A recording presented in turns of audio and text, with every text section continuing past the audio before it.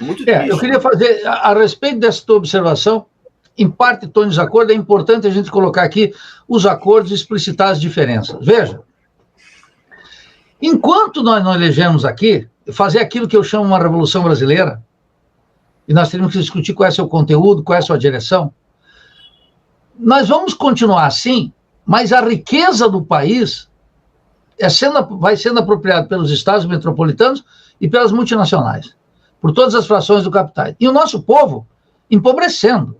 É isso grave. Essa é a primeira consideração. Segunda, a questão central é essa daí, né? Claro. Então, como é que você pode explicar para o mundo que, e para nós mesmos, especialmente, como um país com potencial gigantesco, é um país atravessado pela miséria, pela exploração, pela violência?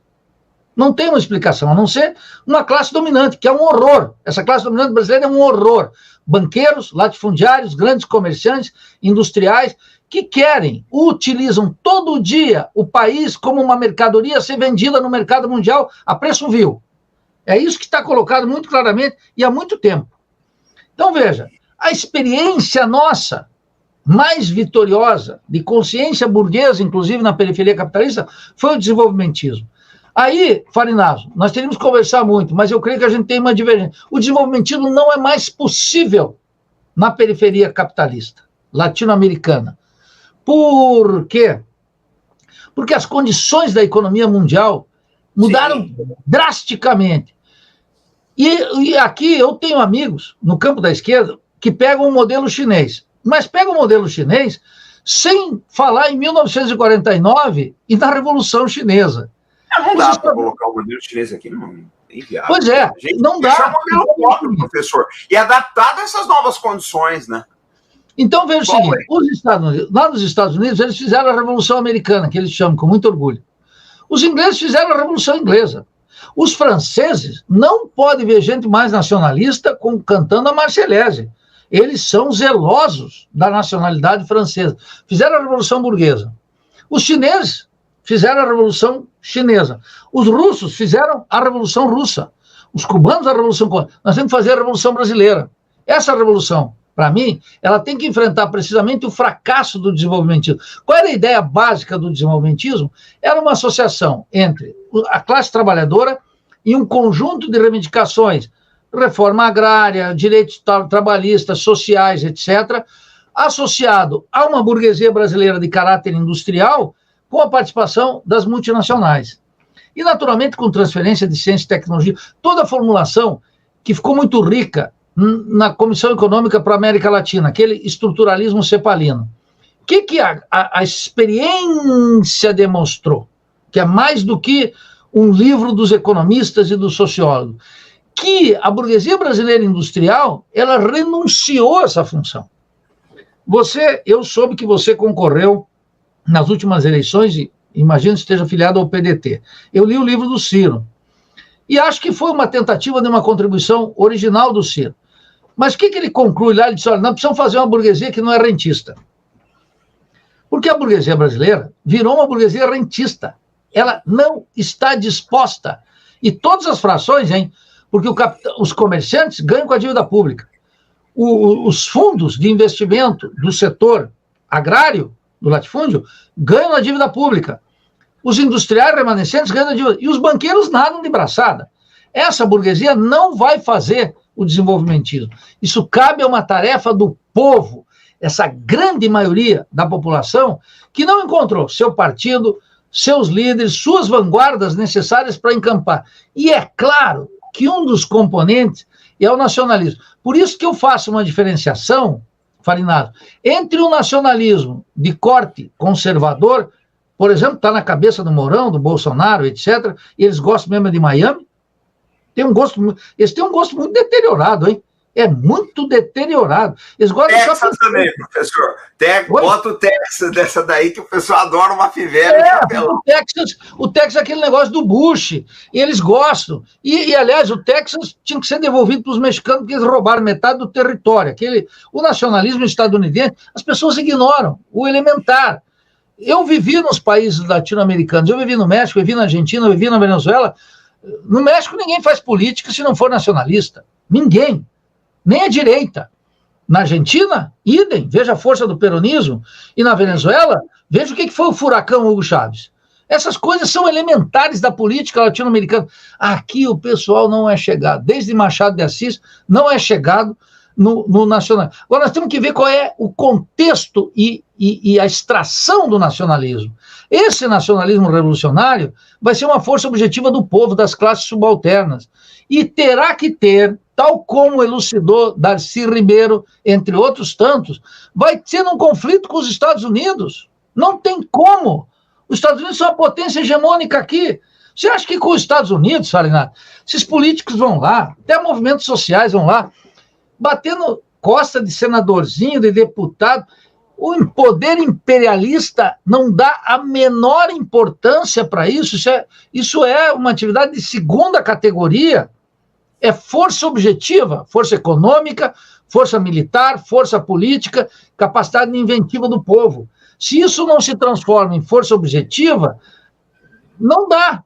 E aí, eu espeto os meus camaradas da esquerda, por quê? Porque na esquerda há um tremendo preconceito, que é, junto com uma ignorância igualmente gigantesca, da força do nacionalismo. Sim. Eu vou consumir o quê? Mas não foi sempre assim, né, professor? Nós já tivemos uma esquerda fantasticamente nacionalista no Brasil, né? Infelizmente. Claro. E esse nacionalismo tinha um caráter anti-imperialista gigantesco.